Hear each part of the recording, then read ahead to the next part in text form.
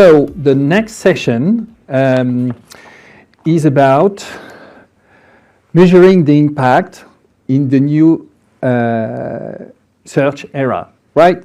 It's a big challenge. We've been talking about different ways to measure the impact, and I'm very pleased to welcome on stage Jared, Ehab, and Jason, who will be the moderator.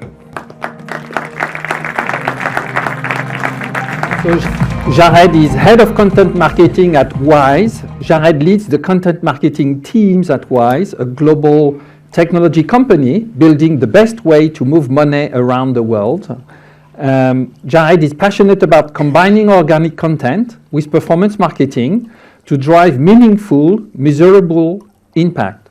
Jared has spent the past 4 years scaling the content operation at Wise to build a truly diverse team to be proud of. Ehab, senior value engineer at Uberall, since becoming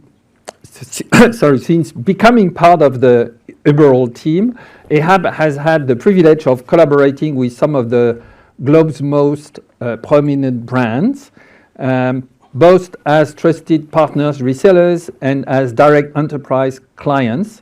His outstanding contribution led to an invitation to join the prestigious Google Business Profile Product Expert Program. Here, he actively assists the community in aligning their local SEO strategies with their broader digital marketing objectives. So a lot of expertise again on stage. Jason, I hand it over to you. Thank you, Benoit. So I'm delighted to welcome Jared and Ehab, two award-winning SEO professionals and communicators, to the stage today to discuss measuring the impact and ROI of SEO. So welcome, guys. Thank you. So, at Botify, we all live a funnel, right? So let's kind of start at this top of the funnel and kind of start to explore how SEO can help develop sort of a brand narrative. And we're going to kind of take you guys on a bit of a journey. So guys, I think first off, when you're shaping a brand's narrative through organic search, what are the sort of, I suppose, key tactics and strategies that you think play a pivotal role in, connecting with an audience at a deeper level? I'll let you go first. Yeah, sure. So let me set the scene a bit to give a bit of context about how SEO works at Wise. So we invest very heavily in SEO at Wise. In fact, we have multiple SEO teams, and there's one team that I will focus on today, which is the SEO content team. And in a nutshell, that's the team that writes the Wise blog. And this Wise blog team is a standalone marketing channel within Wise. And every single marketing channel we have operates as a performance marketing channel. So everybody's laser focused on delivering impact and getting results. That team has scaled from, in the last 5 years, from 12 people to around 41 people. And we cover 30 plus languages in 60 plus markets. Wow. So we have a lot of content. We have now something like over 15,000 individually planned, created, written, proofed, uploaded blog articles that now generate millions of visits monthly. So that's the team. And then how do we go about reaching audiences? Our general kind of top line approach is that we have to be really aware of where we have expertise and authority as a brand to create content and to really understand what's within our wheelhouse and what's kind of outside it. Not to say that we haven't tried lots of random things and they've kind of failed, but we've really understood what works well so that we can consistently plan new content using the data from the old content that we have. So that's the first part. And obviously Wise is a company that's all around managing money internationally. So there's lots of focus on living abroad, traveling abroad, moving abroad, studying abroad. And so what we have to focus on above all else is just providing really useful, helpful, informative content that is valuable for the end user. And then the second layer to that is kind of like a localization approach. So how we can really get under the skin of the audience and provide them real value is to use this team of loads of language speakers who each conduct their keyword research in a native language, they can take that top level strategy of understanding the broad topics that we write about. They can look at the performance data to create new content, but they can find things that we just don't have on a global scale. Like, for example, in Hungary, the Hungarian forint is quite a volatile currency, which means in that market in particular, people are probably quite interested in the euro. Or in Argentina, a significant amount of US dollars is held inside Argentina, and there's lots of issues with inflation and currency there too. So there's a unique appeal to have a global currency like the US dollar. So then probably those two individual examples don't scale to a full global strategy of how do we reach audiences around the world, but it's kind of the way that this broad strategy can be applied at a local level to ultimately give the readers what it is they need to live these international lives. So there's quite a big focus, I suppose, on sort of storytelling, audience persona development, perhaps emotional appeal, a focus on, regional content and so forth. So yeah, what about you? What are you guys doing? So we come from a place that, well, I like to think we're probably the Botify of local SEO, where we've got a lot of incredible reports, but it's all underpinned by really helpful tools. So we focus almost solely on local SEO, but an interesting observation I've found over the last sort of few months, especially with a lot of the seismic wave that we've seen through the algorithm, is that actually a lot of that is beginning to align with some of the stuff that we've seen in local SEO for quite a few years, which is to what you were mentioning about really having relevant thought leadership sort of posed articles. So I'm interested to see actually how that's, the recent changes have impacted performance. I usually speak to people who have said, oh no, it's negatively impacting us. But that's because maybe they've needed to start to shift to slightly more relevant, more sort of expertise-focused, laser-focused sort of content. So I'm wondering if you've seen more of a positive impact over the last few months with those articles. Yeah. We definitely haven't seen a negative impact. And I think one thing, so for sure we're seeing traffic growth, it's still coming through. But one thing that I like to be cautious of is not being too reactive to Google's algorithm changes. I think the best thing, it has to be a really long-term, it's a bit like compound interest in a way. You put your money in or you invest in SEO content now because you want the returns for years to come. So it's really easy for us. Wise is quite a naturally customer-centric company. Every team's talking about how do you put the customer first. So it's very easy for us to bring that through to this SEO content team. Which makes it very easy to focus on useful content that real people need and hopefully not kind of change our direction too often as algorithm changes happen. We haven't seen any decline. If anything, maybe we've seen a little boost, but we don't actually look so hard to check because we're focused on the much longer term. I like that, yeah. And it's very clear from a lot of the talks today that the focus is to look at the long term. And not so much over the next few months, especially, in the last talk about SGE and there being a lot of changes, and we're probably going to expect to see a lot of changes over the next few years to sort of just focus on the things that you're best at, and then try to sort of figure things out in the next few years and maybe make a couple of more changes in the next 12 to 18 months, I think. So you guys at Uberall are really focusing on sort of thought leadership and your authority in order to establish that sort of brand narrative. So it's a slightly different approach, which is great. Yeah, well, at least advising our customers to do so, because someone said at Brighton SEO a few weeks ago that if you ever so much as even look at your keyboard or breathe on it, you're going to get suspended from Google Maps, and that's what seems to be the case these days. So you've got to be incredibly careful on Google Maps and some of the other platforms as well. So if you follow that ethos from sort of your local SEO strategies and actually bring that into the rest of your SEO strategies, then that tends to help quite a lot.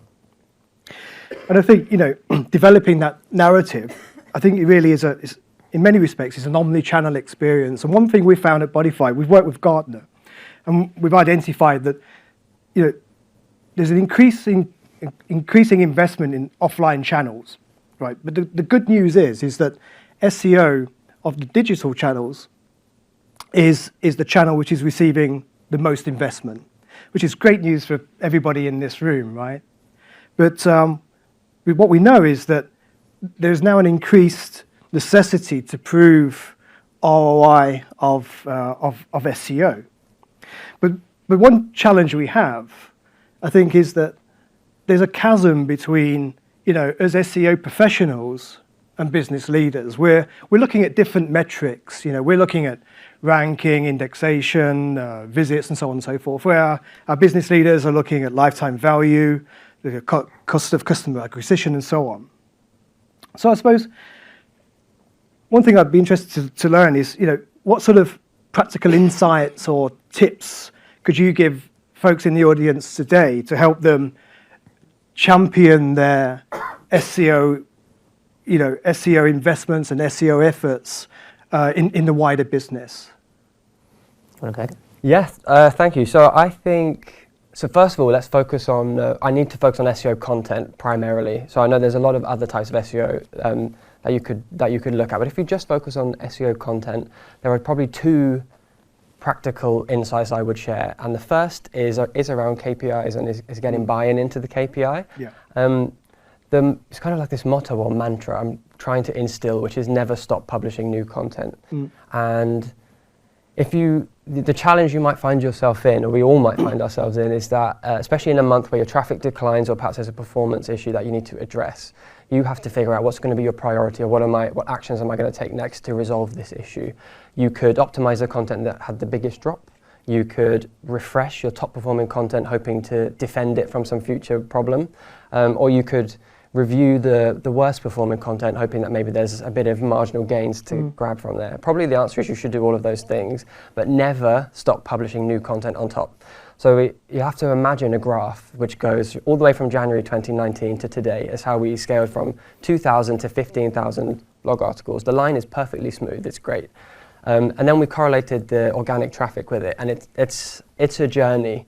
But ultimately it goes up. The trend is really, really positive. And the takeaway from that is making content output the primary KPI in this team, which means that we're constantly focused on pushing out more content above all else, which means the 14 times on that graph when traffic dropped or when traffic stagnated, I didn't need to panic because we just had this long-term plan, which is to keep publishing new content. And so that's actually a KPI we've managed to instill in stakeholders around the business too. So we will hold ourselves accountable to the amount of content that we say we're going to publish on a quarterly basis. And people can challenge us on that to say, why didn't you deliver what you said you would? Or how comes you over-delivered? Or can you squeeze the target even harder? So much so that our chief product officer will comment on our plans and ask about specifically the amount of content that we're publishing, which at least puts a KPI on something that's really tangible. And then the SEOs in the room can focus on everything that comes with that, which is, of course, the traffic and the revenue and the rankings. I think also to complement that as well is looking at sort of structured data, schema markup, but specifically using tools that are already available out there. I think sometimes there is this fear from a couple of departments I've seen at least to explore new tools, and I think looking at new tools to be able to help you with that. I think recently there have been a few people talking about even maybe using AI to scale structured data will hopefully help, with Google understanding some of that more useful content that Jared's referring to here. Yeah, it's interesting because Jared, you talk about new KPIs, and Ehab, you're talking about new tools, and I think, one thing we really need to do is to help our business leaders fully understand the insights which SEO is providing. And I think, if we can agree on a set of KPIs, and if we can agree on a set of a tool set which helps kind of unlock the so-called black box of SEO, that will help our colleagues in the business side to fully appreciate the value of SEO, and we all start speaking a new language, right? Or the same language, shall we say, not a new language. So I think as soon as we can do that, we're opening up the stage, we're opening up this, the ability for our business leaders and the SEO professionals to be on the same page, and then that's a win in itself, I think. Yeah.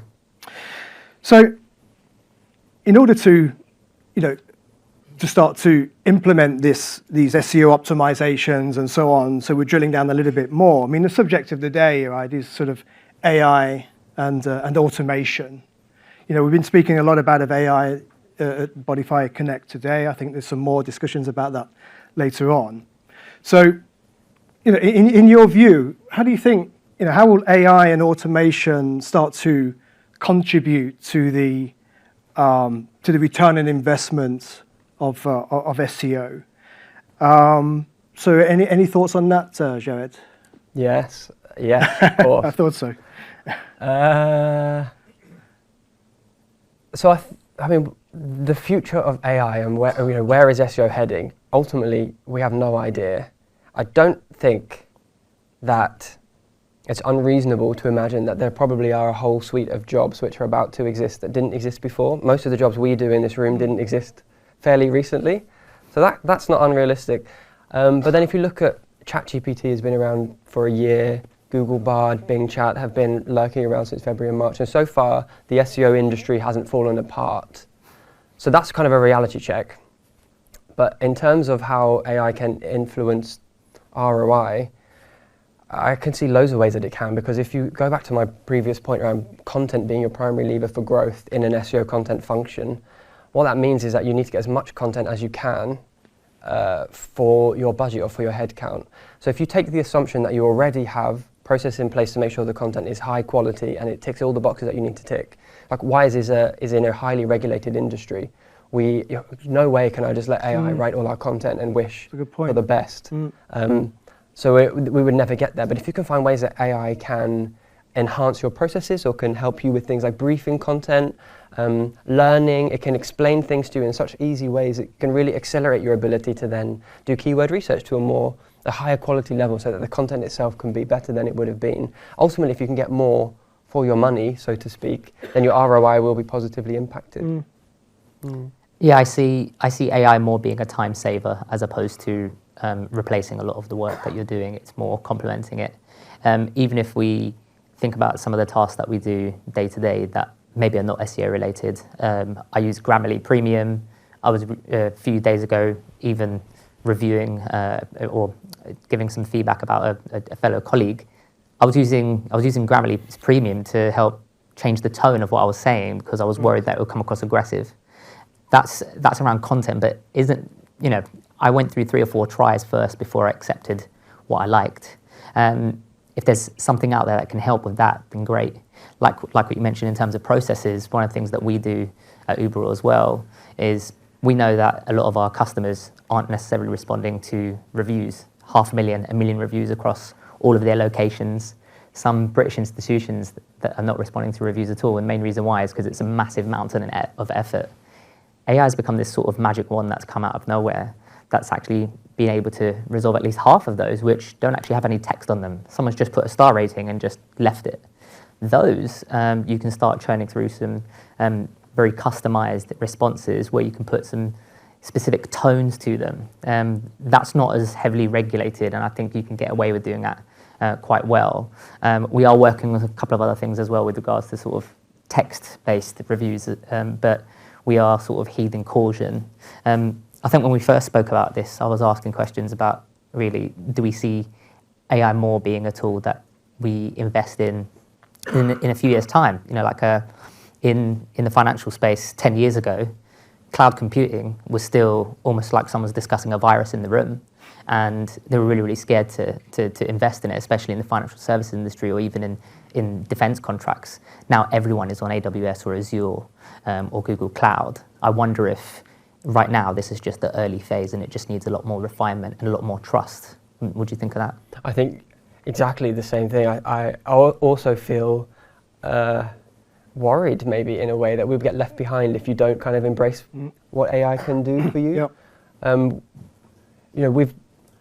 It would be probably naive to think that the way that we've built the team and the way that we've built the growth that we've delivered until this point can carry on exactly as it is. If everybody else starts to adapt to the ways that AI can enhance their content output or production, or I think it's also really helpful. Tools like AI can also help you with things like customer empathy. I was actually very anti-AI until I used it properly myself, and now I can understand. I think anybody who is afraid of whether they'll be replaced by AI should remember that the best output that you can get from AI is with the most expertise that you put into it.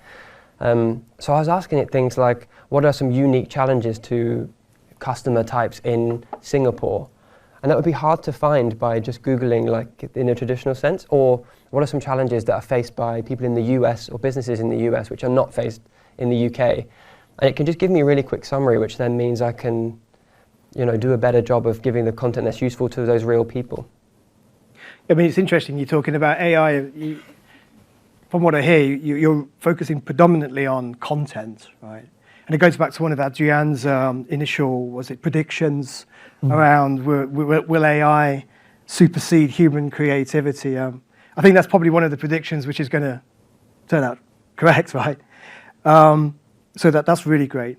And also, I think from Christoph's session earlier on and Rebecca's session, another way we're looking at AI is around technical SEO, and that is, I think Adrian called it SEO velocity or velocity SEO. Sorry if I got that wrong, but one of the challenges with ROI, I think, with SEO is simply the latency, the time it takes to get results, right? The time it takes to get that ROI, and we need to make these optimizations. They're going to a backlog. They may or may not be delivered, and so on. So, I think another way to look at AI and SEO is around, implementing those SEO optimizations much quicker, and therefore the return on investment is delivered quicker as well. So, at least from this chair here, I'm thinking about AI from both a content perspective and also a technical SEO perspective. What do you think about that, actually? And utilizing AI to drive your technical SEO initiatives. Is that something which you've considered so far? I think that's something, I think I almost brushed upon it earlier, which is regarding things sort of like structured data, etc., using exactly. AI. But I think also as well, sometimes it's not necessarily a matter of AI doing something for you, but AI may be a lot more intelligent at flagging things up for you. Right. And just having maybe an AI assistant that just says, these are a bunch of problems. Going back to even my Grammarly example, I know it's not necessarily tech SEO, but that's a perfect sort of instance whereby I could just ignore it and I can override it, but I'm constantly being told, hey, by the way, this entire tone needs to be rephrased. You could kind of sort of take the same approach with tools in the tech SEO space as well, to just flag up certain errors, certain issues. Yeah, similar to the way a small plug here, the way the action board works in Botify, right? Yeah. We apply models to that SEO data, and we make recommendations and so on. Exactly. Yeah, so we're seeing a lot of movement in that area. So we talked a little bit about the concept of AI and delivering that, but the thing is, then there's measurement of of ROI. So as I think everybody in the audience here today knows, Botify has recently announced the ROS model. So that's a new way to measure return on investment of SEO, so it's return on organic spend. It works in a similar way to ROAS. So, we spent a lot of time thinking about this, and I think everybody in this audience is probably, including you guys, has put a lot of time into thinking about how do you calculate the return on investment of SEO. And it's a challenge, right? Because, there isn't a single, until ROS came along, there hasn't been like a standard way of measuring that. But also, there's this concept of, what are the costs of ROI? Because it touches so many different parts of the business, isn't it? You've got human capital, you've got software costs, infrastructure, creative, content, and so on. I mean, it's just so complicated. So if folks haven't looked at the ROS model, I suggest you take a look at that. So that's super interesting. So, but from your perspective, how are you measuring, or how are you reporting return on investment on your SEO activities today? What approach do you take today? Shall I go first? You go first. Go ahead. Yeah, go ahead. So again, we're really, really lucky. We manage over 1 million locations worldwide, or help our customers manage over 1 million locations worldwide, and we see a lot of their efforts. But we also get a fantastic magnifying glass on the customer journey as well. And I think we're in that sense as well, in terms of local, we're a little bit more lucky because there are a lot of high intent signals, such as clicks to directions. You're not just clicking to see something, you're clicking with the intention to go visit. There are very few times you click to call just to hear someone's voice, especially if they're in the local McDonald's, for example. You're probably going to carry out a transaction or find out if they're open now, that sort of thing. Just confirming sort of the signals that you're already seeing. So we're quite lucky with that, because we can get a little bit closer to ultimately someone carrying out a transaction. But we're trying to bridge that gap these days as well. So one of the things that I've been sort of suggesting recently in a couple of customer calls is, and I was having this conversation just before we got mic'd up earlier actually as well with a customer, which is about local pages and having sort of third-party booking widgets on the dynamically generated local pages, so that they can then arrange bookings for whatever it may be. In this case, it's a sort of a travel agent, and having a dedicated session so someone can plan your vacation or cruise with you, and you know that you don't have to wait in store. You know that you can go for a shop at the shopping centre or wherever it is and then turn up and then have that conversation. So it's great for the customer experience, but also you can follow that journey. You know that that exact person has booked and visited the store and then carried out a transaction. So there's very real money tied to these actions, and that's really great to report. So that's something that that I'm talking to a lot of customers about, because it's a new feature that we released with custom HTML. So I guess I'm in a really lucky space, but I'm really curious to see how you do it. Yeah. We talk about ROI in two ways. One is using a payback model. So ultimately, the payback calculation is made from CPA and LTV, the lifetime value of our customer, times by 12. And what that gives us is a really clean way to measure the performance of all the different marketing channels against each other, whether they're paid or whether they're organic. Paid channels are spending a lot of money, so they're consistently trying to optimize to stay within or below that 12-month payback. SEO content team, by contrast, has an average payback of about 3 months, which means I could hire another 41 people tomorrow and not hit that 12-month problem. It matches our criteria for sustainable investment. And the costs which are used in that are what we call fully loaded costs. So it has everything included. It has all the software, like AWS costs are apportioned equally between all the employees, for example. And the other way that we talk about ROI is by calculating the ROI. So this one time, I think our business partner in the finance team got a bit sick of having to explain to the rest of finance why we keep on hiring people into this SEO content team. They didn't understand how we could keep on adding value by adding more headcount. So he sat down and we did the maths together, where we looked at a sample period of 4 years from 2019 to 2022. We looked at the total investment in headcount and in content costs over that period, and then we looked at all the revenue generated by the content that had been published, and we calculated that in just that 4-year period, the ROI was 6.9 times. So in theory, if I pay someone £30,000 a year for 4 years, £120,000 investment gives me over £800,000 return using just Wise's product economics. What it looks like is that the ROI is going to continue to improve outside of that 4-year period, but we've just done the study and we just have that 4-year cap. So we'll see how it goes, but this is kind of the message that we want to share with the rest of the business to continue to invest in SEO, the best channel. Yeah, exactly. It's a new marketing performance channel. It's always been a marketing performance channel, right? And it's interesting you say 6 times. That's pretty much what we found with our research with Ross. You know, we spoke to over 100 customers, partners, prospects. So that's really interesting. And what's super interesting is that everybody we speak to has a different view. So you had 2 totally different, or 2 very different views. But you know, we probably heard 100 versions of that. And really, that's really what's gone into this Ross model. So again, check that out, folks. So I notice we're out of time. So thank you very much. That was super interesting. Thanks, guys. And over to Benoit. Thank you.